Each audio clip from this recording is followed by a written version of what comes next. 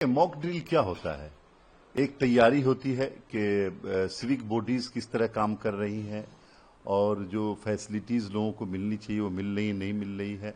और ऐसे इमरजेंसी हालात में सिविक बॉडीज़ के सारे अंग काम कर रहे हैं या नहीं कर रहे हैं। तो ये दरअसल समाज में सब लोगों को फैसिलिटीज़ मिले और समाज के सारे अंग बढ़िया से काम करे, इसके लिए मॉक ड्रिल होता रहता है, हर कंट्री में होता है। और मुझे खुशी है कि इंडिया में भी हमारे केंद्रीय सरकार ने ये कहा करने के लिए, तो इससे बहुत ज़्यादा पैनिक होने की ज़रूरत नहीं है।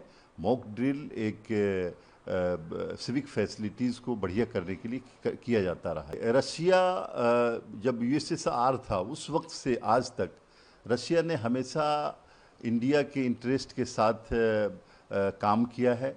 और हमने भी, जब वो यूक्रेन जंग में थे और पूरी दुनिया ने रशिया को छोड़ दिया था, तो हिंदुस्तान वाहिद कंट्री है जिसने रशिया को पूरी तरह से सपोर्ट किया।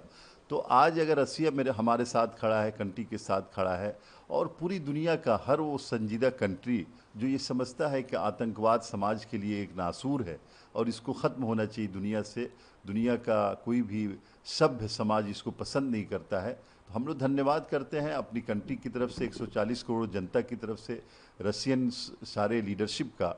और ये उम्मीद जताते हैं कि पूरी दुनिया हमारे साथ इस वक्त खड़ी होगी।